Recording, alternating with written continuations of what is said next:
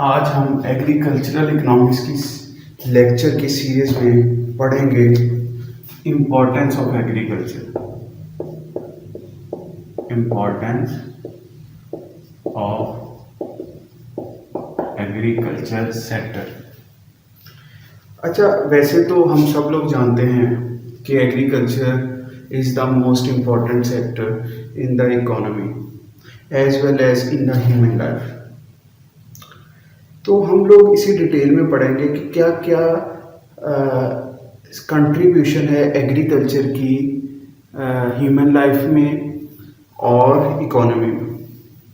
तो पहला जो एग्रीकल्चर की इम्पोर्टेंस है, हम सब जानते हैं कि that is the major contributor of GDP. Major contribution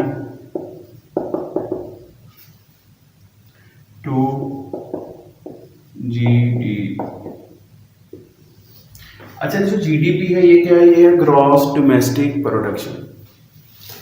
तो एग्रीकल्चर जो है वो पाकिस्तान जैसे कंट्रीज जो कि एग्री बेस्ड कंट्रीज हैं उसमें जीडीपी में सबसे ज़्यादा कंट्रीब्यूट करती है। इस वक्त पाकिस्तान में जो एग्रीकल्चर है उसका कंट्रीब्यूशन है जीडीपी में 19%। इसका मतलब है 19% जो है वो जीडीपी जो है वो उसका जो प्रोडक्शन 19% जो प्रोडक्शन है और सर्विसेज है वो किससे आ रही है? वो एग्रीकल्चर सेक्टर से आ रही है। अभी के टाइम गुजरने के साथ साथ बहुत ज़्यादा स्ट्रक्चरल चेंजेस आई हैं पाकिस्तान की इकोनॉमी में, लेकिन फिर भी जो शेयर ऑफ एग्रीकल्चर है वो that is still at the top. वो अभी भी जो एग्रीकल्चर है वो डोमिनेंट है पाकिस्तान की इकोनॉमी में। तो पहली इंपॉर्टेंस क्या है कि एग्रीकल्चर जो है वो जीडीपी में कंट्रीब्यूट करती है मेजर शेयर। ठीक, फिर दूसरा क्या है? दूसरी इंपॉर्टेंस कैसे है एग्रीकल्चर की? वो है फूड अवेलेबिलिटी। Food availability. अच्छा, जो एग्रीकल्चर है वो वाहिद सोर्स है फूड का। अच्छा, अगर पाकिस्तान के पर्सपेक्टिव में बात की जाए तो पाकिस्तान दुनिया का 6th पॉपुलस कंट्री। पाकिस्तान की पॉपुलेशन जो है वो 6th नंबर पे दुनिया में, और पाकिस्तान की पॉपुलेशन जो है वो ग्रो करती है। जो पाकिस्तान की पॉपुलेशन का ग्रोथ रेट है वो है 2%। मीन हर साल जो पॉपुलेशन है वो 2% इंक्रीज हो रही है। उसका जो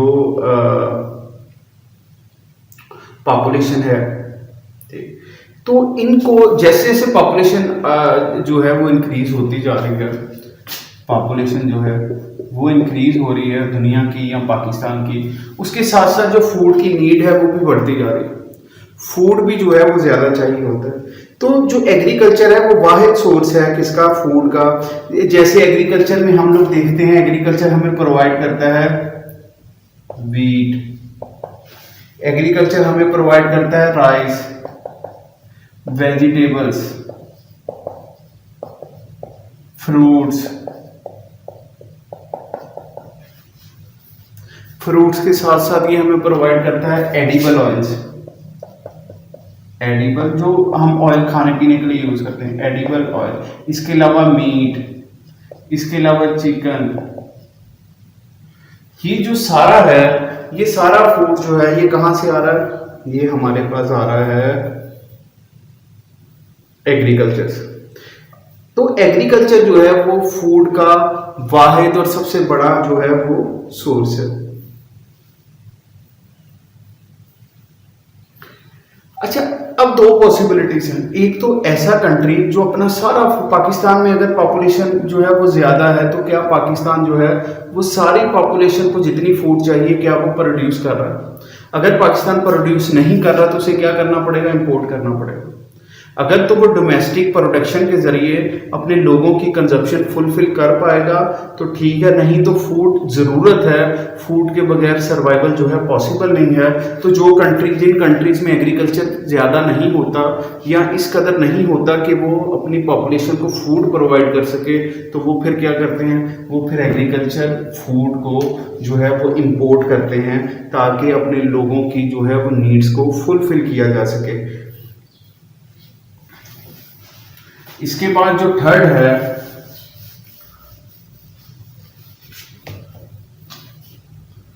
इंपॉर्टेंस में थर्ड जो है वो क्या है, supply of raw materials to industry. इसके अलावा क्या है, जो एग्रीकल्चर है वो रॉ मटेरियल सप्लाई करता है इंडस्ट्री को। जैसे मैं एग्जांपल देता हूं, जैसे टेक्सटाइल इंडस्ट्री है, टेक्सटाइल इंडस्ट्री जो है वो डिपेंड करती है किस पे, कॉटन पे। और कॉटन जो है वो कहां से आती है, एग्री से। कॉटन आती है एग्री से, और कॉटन फिर जाती है कहाँ, टेक्सटाइल में। इसी तरह जो शुगर है, शुगर इंडस्ट्री जो है वो डिपेंड करती है शुगर केन पे, शुगर केन पे। और शुगर केन जो प्रोवाइड करते हैं, शुगर केन कहाँ से आती है, वो आती है एग्रीकल्चर से। इसी तरह जितनी एग्रो बेस्ड इंडस्ट्रीज हैं वो टोटली सोलली डिपेंड कर रही है किस पे, जो agro based industry, agro based industry है वो डिपेंड करती है किस पे, एग्रीकल्चर। बहुत सारी इंडस्ट्री जो है उनका रॉ मटेरियल जो है वो कहाँ से आ रहा है, डायरेक्टली या इनडायरेक्टली कहाँ से आता है, वो एग्रीकल्चर सेक्टर से आता है। तो एग्रीकल्चर सेक्टर जो है वो इंडस्ट्रीज को रॉ मटेरियल प्रोवाइड करता है। सो इंडस्ट्री जो है वो डायरेक्टली या इनडायरेक्टली किस पे डिपेंड कर रही है, एग्रीकल्चर पे। ठीक, अब चौथी इंपॉर्टेंस क्या है, चौथा जो फैक्टर है जो एग्रीकल्चर की इंपॉर्टेंस को हाईलाइट करता है वो क्या है, वो है a big source of employment, a big source of employment. जो एग्रीकल्चर है वो पाकिस्तान जैसे जो एग्रो बेस्ड कंट्रीज हैं जिनकी इकोनॉमी जो है वो ज़्यादा डिपेंड करती है एग्रीकल्चर पे, वहाँ जो है एम्प्लॉयमेंट का एक बहुत बड़ा जरिया है इस वक्त। जो क्योंकि पाकिस्तान जो है उसमें इंडस्ट्री जो है वो लिमिटेड है। इस वजह से जो लेबर का एक बहुत बड़ा जो पोर्शन है वो अब्जॉर्ब होता है एग्रीकल्चर। जैसे कि पाकिस्तान में इस वक्त जो है 44% जो लेबर है वो डायरेक्टली या इनडायरेक्टली एंगेज है किसमें, एग्रीकल्चर में 44% जो लेबर है वो क्या है, वो एंगेज है। होता क्या है, एग्रीकल्चर में जो है ऐसे लोग भी ऑब्जॉर्व हो जाते हैं, ऐसे लोग भी काम करते हैं जो इलिटरेट होते हैं, तो इसलिए उनकी ऑब्जॉर्प्शन जो है वो एग्रीकल्चर में हो जाती है। तो पाकिस्तान जैसे कंट्री में जहाँ लिटरेसी लेवल जो है वो लो है, तो ज़्यादातर लेबर जो है वो कहाँ जाती है, वो एग्रीकल्चर में जाती है। इसके अलावा पाकिस्तान जैसे कंट्री जहाँ इंडस्ट्रीज जो हैं वो कम हैं, तो ज़्यादा आसान है लेबर के लिए एम्प्लॉयमेंट जो है वो फाइंड आउट करना कहाँ, एग्रीकल्चर में। तो एग्रीकल्चर जो है वो पाकिस्तान जैसे कंट्री में एम्प्लॉयमेंट का बहुत बड़ा जो है वो जरिया है, और लोग जो हैं बहुत ज़्यादा एम्प्लॉय हैं, डायरेक्टली या इनडायरेक्टली लोग जो हैं वो डिपेंड करते हैं किसमें, एग्रीकल्चर पे अपने लाइवलीहुड के लिए। ठीक, इसके अलावा क्या है, एग्रीकल्चर जो है वो हेल्प करती है इंडस्ट्रियल डेवलपमेंट,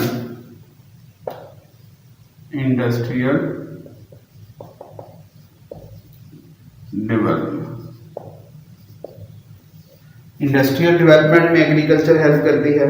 फॉर एग्जांपल जो लेविस था उसका अगर आप मॉडल पढ़ें तो वो कहता है, जो हम बाद में इसी कोर्स में पढ़ेंगे, वो क्या कहता है, वो कहता है कि एग्रीकल्चर जो है वो हमेशा ओवर सैचुरेटेड होता है विद लेबर से, तो लेबर जो है वो मूव करती है इंडस्ट्रीज की तरफ, एग्री से इंडस्ट्री की तरफ जो स्किलफुल होती है। तो इस तरह जो है इंडस्ट्रियल डेवलपमेंट होती है। फिर जो नेक्स्ट है वो क्या है, वो है एग्रीकल्चर जो है वो सोर्स है फॉरेन एक्सचेंज का, फॉरेन एक्सचेंज अर्निंग का, फॉरेन एक्सचेंज अर्निंग का भी ये जो है एग्रीकल्चर सोर्स है। कैसे? हम लोग जो है पाकिस्तान जैसे कंट्री, पाकिस्तान जो था वो किसी ज़माने में राइस भी एक्सपोर्ट करता है और अभी भी करता है, पहले भी करता था और अब भी करता है। इसके अलावा बहुत सारे कंट्रीज़ हैं जो कॉटन को एक्सपोर्ट करते हैं, बहुत सारे कंट्रीज़ हैं जो शुगर को एक्सपोर्ट करते हैं, बहुत सारे कंट्रीज़ जो हैं जो वेजिटेबल को एक्सपोर्ट करते हैं, बहुत सारे कंट्रीज़ हैं जो फ्रूट्स को एक्सपोर्ट करते हैं, बहुत सारे कंट्रीज़ हैं जो कुछ टाइप के जो सीड्स हैं उसे भी एक्सपोर्ट करते हैं। और इसके अलावा अब जो है एक इंडस्ट्री डेवलप हुई है जिसे हम बोलते हैं मीट की इंडस्ट्री। तो बहुत सारी कंट्रीज हैं जो मीट को भी क्या करते हैं, एक्सपोर्ट करते हैं। तो जब भी एक्सपोर्ट होती है एग्री प्रोडक्ट से, तो उसके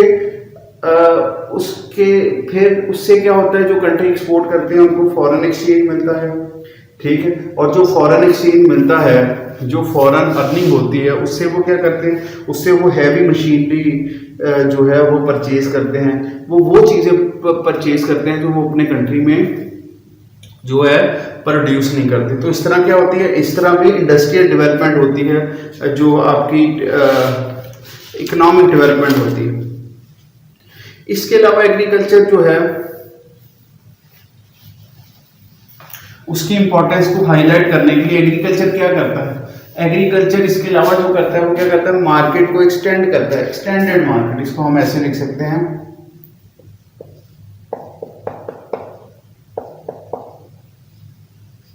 एक्सटेंडेड मार्केट।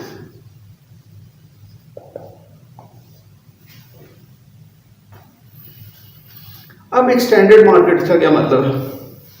अब एक फार्मर है, उसने अपनी क्रॉप को कल्टीवेट किया, उसने उसे हार्वेस्ट किया। जब उसने हार्वेस्ट किया तो उसने उसे मार्केट में जाके बेच दिया। तो जब मार्केट में जाके बेच दिया तो उसके पास आए पैसे। जब उसके पास पैसे आए तो वो उसने क्या किया, उसने अपनी यूज़ की गाड़ी खरीदी, बाइक्स खरीदी, अपने यूज़ की जो दूसरी चीज़ें हैं वो खरीदी, जिसकी वजह से जो मार्केट्स है उन मार्केट की कंजप्शन में भी इजाफा हुआ। उन मार्केट की कंजप्शन में इजाफा होगा तो ऑब्वियसली कंजप्शन पुश करेगी, कंजप्शन जो है वो इंक्रीज करेगी प्रोडक्शन को।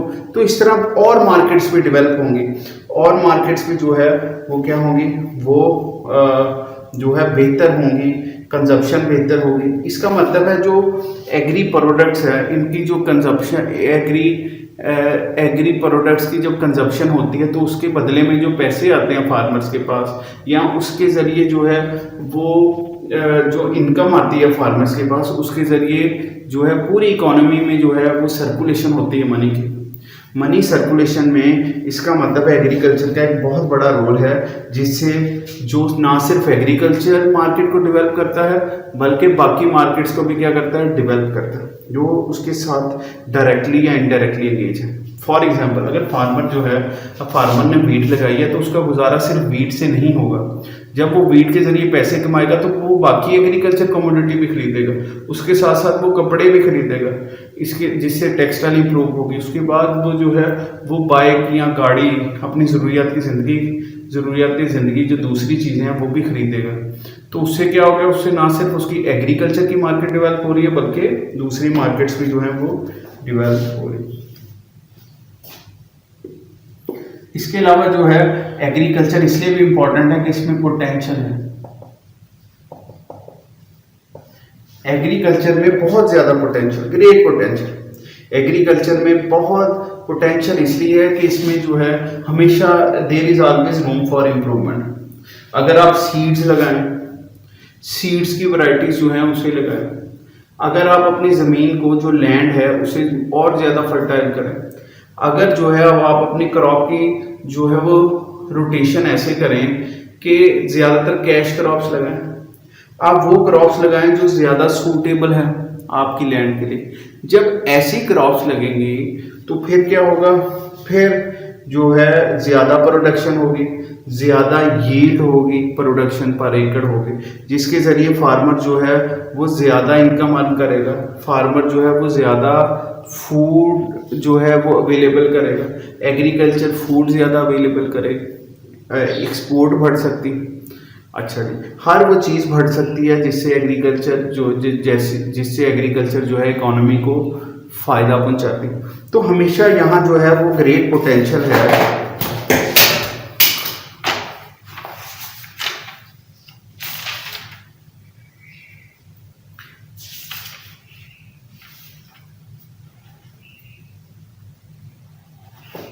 तो इसका मतलब है जो फार्म एग्रीकल्चर में पोटेंशियल जो है वो इस किस्म का भी है कि अगर मैनेजमेंट बेहतर की जाए एग्रीकल्चर सेक्टर की, लार्ज स्केल पे प्रोडक्शन की जाए, अडॉप्शन ऑफ न्यू टेक्नोलॉजी की जाए, ठीक है, तो जो है बहुत ज़्यादा स्कोप है एग्रीकल्चर आउटपुट का पाकिस्तान में। पाकिस्तान की जो यील्ड है अगर हम डेवलप्ड नेशन की यील्ड से कंपेयर करें तो बहुत कम है। इसका मतलब है इसकी यील्ड को भी उनकी यील्ड की तरह बढ़ाया जा सकता है। यील्ड की जब मैं बात करता हूं तो मैं बात करता हूं पर प्रोडक्शन पर एकड़, ठीक है, 1 एकड़ में कितनी प्रोडक्शन होती है। तो जब हम प्रोडक्शन की बात करते हैं, प्रोडक्शन पर एकड़ में पाकिस्तान जो है वो नीचे है काफ़ी कंट्री से, क्योंकि पाकिस्तान में टेक्नोलॉजी बेहतर नहीं है, मैनेजमेंट बेहतर नहीं है, स्मॉल फार्मर ज़्यादा है, लार्ज फार्मर कम है। तो तो स्मॉल फार्मर जो है वो छोटे छोटे ज़मीन के टुकड़े उनके पास हैं, जिसकी वजह से वो ज़्यादा जो है इन्वेस्ट नहीं कर पाते और ज़्यादा जो है अर्न भी नहीं कर पाते। इसके अलावा जो है वो है पाकिस्तान की स्ट्रेटेजिकल इम्पोर्टेंस, जो एग्रीकल्चर की स्ट्रेटेजिकल इम्पोर्टेंस। एग्रीकल्चर स्ट्रेटेजिकली भी बहुत इम्पोर्टेंट है, क्योंकि एग्रीकल्चर से